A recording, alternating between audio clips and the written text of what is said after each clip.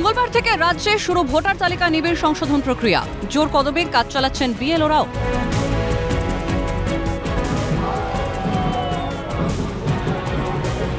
বঙ্গজুড়ে SIR তরজায় আবহে আবারও রাজপথে তৃণমূল কংগ্রেস।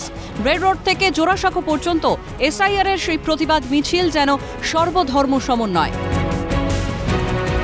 মিছিলের প্রথম সারিতেই হিন্দু, মুসলিম, শিখ সহ একাধিক ধর্মের মানুষ। প্রতিবাদ মিছিলে সামিল একাধিক ধর্মগুরুও। ঢাক ঢোল, কাঁসর ঘণ্টা বাজিয়ে মতুয়ারাও দলে দলে এলেন তৃণমূলের এই বর্ণময় প্রতিবাদী পদযাত্রায়। নজরে এলো বেশ কিছু শিখ ধর্মাবলম্বীও। মিছিলের সর্বাগ্রে এদিন ছিল না কোনো ধর্মের ভেদাভেদ, ছিল না জাতপাতের বেড়াজাল। ধর্মীয় ভেদাভেদ ভুলে সবার ছিল একটাই বার্তা, তারা ভারতীয়, তারা ভারতের নাগরিক। সর্বোপরি তারা প্রত্যেকেই বঙ্গবাসী। নিজেদের ধর্মীয় অস্তিত্বকে দূরে রেখে একে অপরের হাত ধরে শুরু হয় তাদের পথ চলা। অভিষেক বন্দ্যোপাধ্যায় তিনি নিজে বলেছেন যে আজ ৪ তারিখ অর্থাৎ ৪ঠা নভেম্বর থেকে ৪ঠা ডিসেম্বর ১ মাস ব্যাপী তিনি রাস্তায় থাকবেন। সকল তৃণমূল কর্মী সমর্থকদের উদ্দেশ্যে তিনি বার্তা দিয়েছেন যে এই মাটি আমার মাটি, এই মাটি আপনার মাটি, এই মাটিকে রক্ষা করা।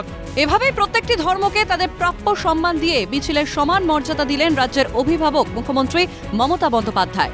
মিছিলে পা মেলালেন তৃণমূলের সর্বভারতীয় সাধারণ সম্পাদক অভিষেক বন্দ্যোপাধ্যায় সহ তৃণমূলের নেতা, কর্মী, সাংসদ, বিধায়ক, কাউন্সিলররাও।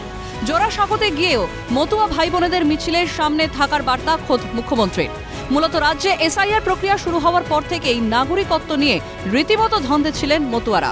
বাংলাদেশ থেকে আগত মতুয়াদের নাম ২০০২ সালের ভোটার তালিকায় না থাকলে কতটা সমস্যা হতে পারে সেই আঁচ বেশ টের পাচ্ছেন তারা। মতুয়াদের সেই আবেগ ভীতিকে সামনে রেখেই আসন্ন বিধানসভা নির্বাচনের প্রাক্কালে তৃণমূলের পদযাত্রায় সম্প্রীতির বার্তা বহক তা বেশ স্পষ্ট মঙ্গলের এই মেগা র্যালিতে। ক্যামেরায় জ্যাকি সের সঙ্গে রাজা সাহার রিপোর্ট, ক্যালকাটা নিউজ।